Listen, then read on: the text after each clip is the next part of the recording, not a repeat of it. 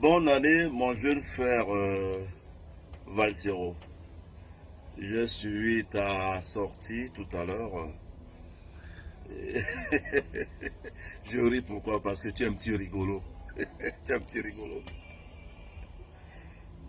Si tu ne reconnais pas vraiment ma valeur, parce que tu suis une certaine ligne politique, tu me forces à suivre ta ligne politique. Non, non, non, non. Moi, je suis un artiste, musicien, auteur, compositeur. Je ne suis pas là pour insulter le chef d'État, qui est un papa, qui est un grand-père. Beaucoup d'entre nous n'auront pas son âge. Non.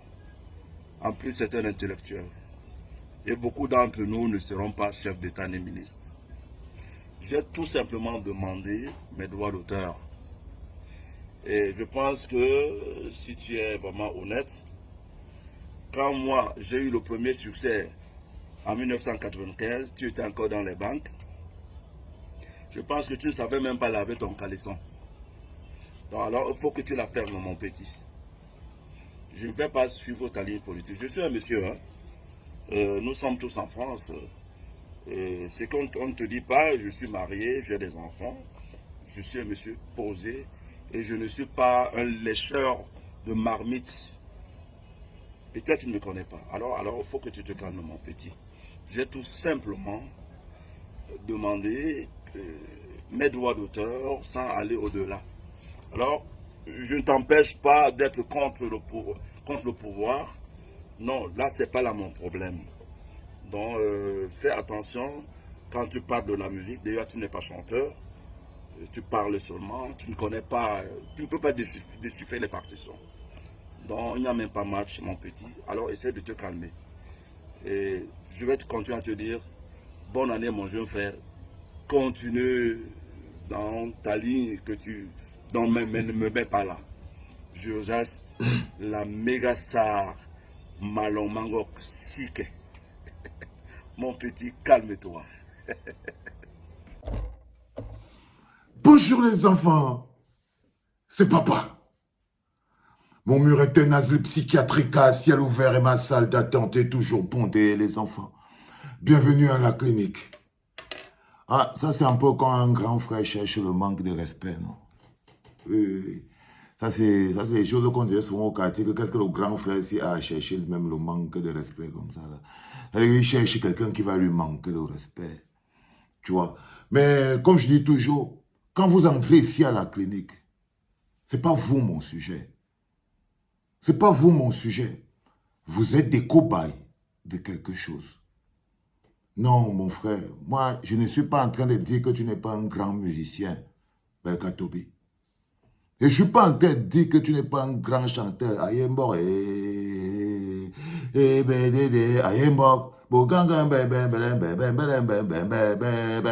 grand frère, si je te manque le respect pour la musique, c'est que je suis un villageois.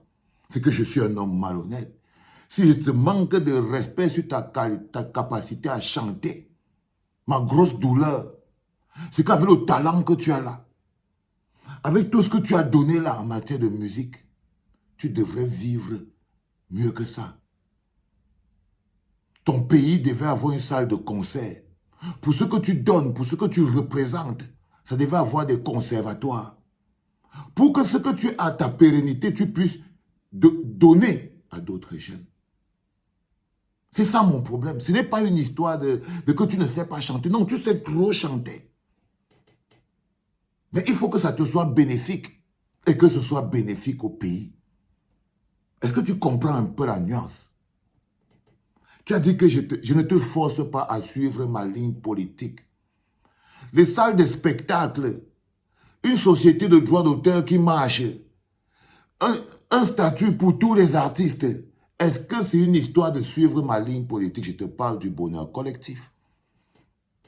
Oui, si c'est suivre oui, ma ligne politique, c'est le bonheur collectif. Mais moi, je te parle du bonheur collectif. Je ne te parle pas de ta maison, de tes enfants, que tu es un gars bien. Moi, je ne doute pas de ça.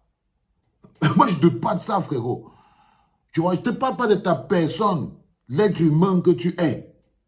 Non. Je parle de quelque chose de beaucoup plus grand. Regarde un peu, par exemple. Là, on fait toute cette campagne qu'on fait pour la valorisation de l'art. Il n'y a aucun artiste qui partage ces vidéos. Ils en ont tous. Soit ils ont peur, soit ils ont honte, soit ils ont honte, soit ils ont honte, et soit ils ont honte. C'est-à-dire que dans toutes ces capsules qu'on fait depuis, même les acteurs de ces vidéos ne les partagent pas. Parce qu'ils sont très loin du bonheur collectif. Ils voient toujours à l'échelle personnelle. Ils sont très loin de penser collectif. Même la dame qui se plaint dans la vidéo d'en bas qui dit que non, il faut verser cet argent dans le compte des arriérés. Il ne faut pas verser ça dans le compte de la Sonacam. Donc en fait, ils se disputent les miettes de l'illégalité qui leur sont données. Donc on dit que c'est comme si on donnait un os à une meute de lions affamés. Donc ils se bouffent entre eux. Et quand vous entendez par exemple que non, l'argent qu'on doit mettre là, c'est dans les aérés. Non, c'est que ce n'est pas la Sonacam. C'est qu'il y a un groupe qui sont sur les aérés et un autre sur... Donc ils sont divisés. C'est de ça dont je te parle, grand frère. Et c'est les combats que vous aurez pu mener. Vous aurez dû mener. Vous n'aurez pas dû dire que nous, on va quitter la scène sans statut et on va laisser les enfants, les générations futures venir travailler sans le statut. Moi, je n'ai pas envie de léguer aux générations futures une corporation sans statut. Non, c'est ça ma lutte. Ce n'est pas une histoire de direction politique ou de machin truc, non. C'est que pour les générations futures, les futurs musiciens, artistes camerounais, la lutte du statut, si je ne veux pas que ce soit mes enfants, les jeunes artistes, moi c'est ça mon sacrifice pour l'art et la culture.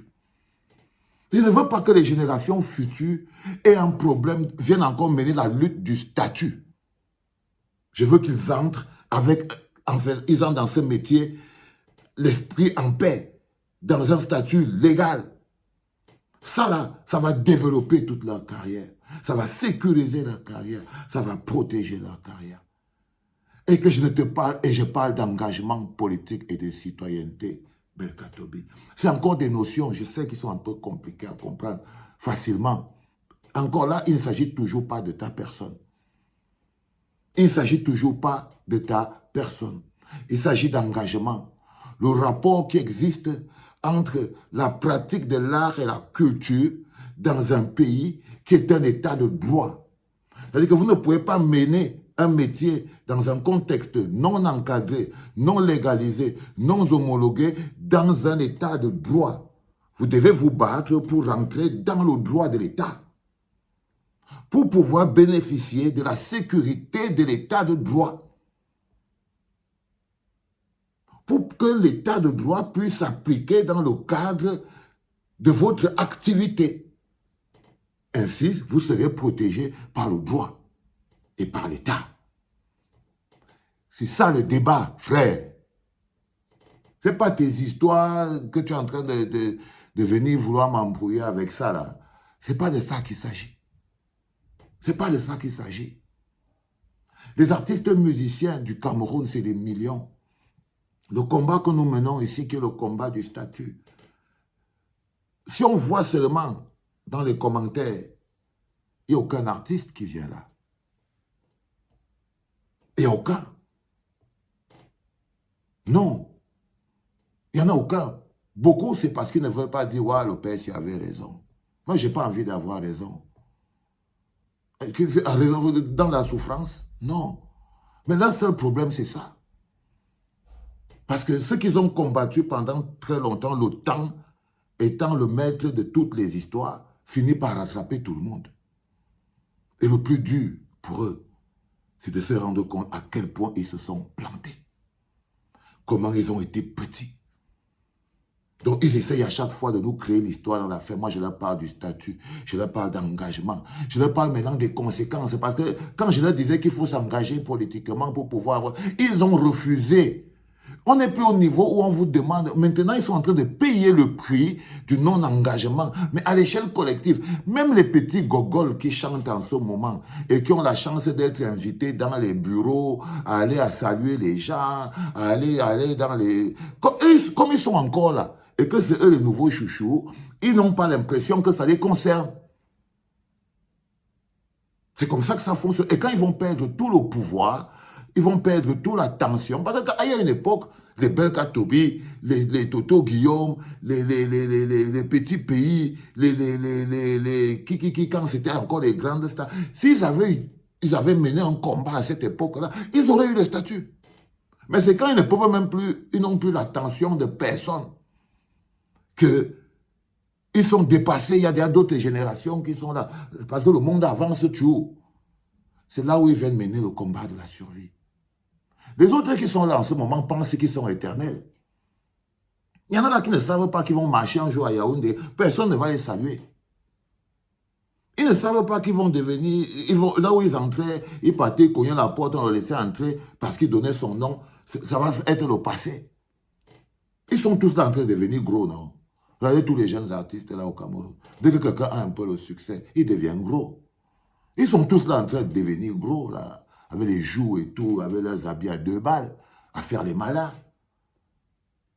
Chacun vous montrer à quel point lui, il connaît déjà les gens. Il connaît déjà les gens. Et quand tu lui parles de la vie du pays, lui te dit que lui ne suit pas ta ligne politique. Parce qu'il croit qu'en utilisant des expressions comme celle-là, ça va le dédouaner de sa responsabilité. Non, mon père, Belka Tobi, mon grand frère, Belka Tobi. Non. Tu mérites mieux. Tu mérites justement, comment tu peux accepter que tu vis même dans un pays où on peut imaginer que c'est un gars comme Até Bazor qui peut venir décider si toi tu as le droit au droit d'auteur ou pas, et ça ne te choque pas. Si ça arrive seulement que c'est Até Bazor qui doit décider si tu dois avoir les droits d'auteur, c'est qu'on est dans un faux pays. Toi tu chantais de Até Bazor, lui n'était pas là. Ah bah oui. Comment c'est que c'est lui maintenant qui arrive à un système où c'est lui qui met ton nom? Quelqu'un que toi tu chantais déjà, tu étais un instant, on ne le connaissait pas. Et ça ne te dérange pas la tête. Tu viens t'accrocher sur moi, tu m'insultes, tu insultes. Ça veut dire quoi ça? C'est quoi ces attitudes? C'est quoi ce comportement? C'est quoi ça? Tu veux m'embrouiller avec quoi là? Non, le père. Non. Ce n'est pas Até Bazor qui devait décider si tu es un musicien ou pas. Je suis désolé, Belka Tobi. Et ça devrait t'intéresser. Ça devrait t'interpeller. Tous les chanteurs, autant que vous êtes au Cameroun, que votre haine et votre jalousie ne vous aveuglent pas. Ça vous rend faible.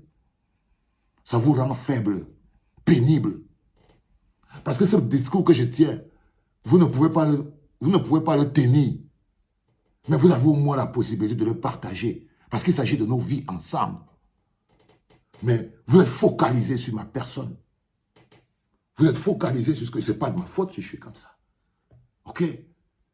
Vous êtes tellement focalisé sur ma personne, sur vos pétés. Je ne sais pas ce qui vous arrive. C'est-à-dire que c'est comme si on avait planté à l'intérieur de vous les germes de votre propre destruction. Et je sais que c'est ça. Parce que quand on remplit à l'intérieur d'un homme la jalousie, les guerres, l'égocentrisme et tout ça, il y a de fortes chances que même si tu lui appliques quelle thérapie, il ne guérit pas. Parce qu'il faut un minimum d'amour dans le cœur pour ressentir quelque chose. Allez chercher ça. Allez chercher ça. Parce que cette lutte, c'est la nôtre. Cette lutte, c'est la nôtre. Et jusqu'à ce que je suis en train de voir en ce moment, il n'y a que moi qui la porte. Et ça vous pose un problème. Mais portez-la. Arrêtez de tourner autour du pot. Arrêtez de tourner autour du pot. De vous battre les uns contre les autres. Du tout. Ça ne sert à rien. Vous allez finir par vous bouffer. Parce que quelqu'un vous manipule. Allez, je vais arrêter de vous crier dessus comme ça. Pour aller m'amener du n'importe quoi. Les enfants, c'était le 2e podcast de la journée, direct de la clinique. C'était papa.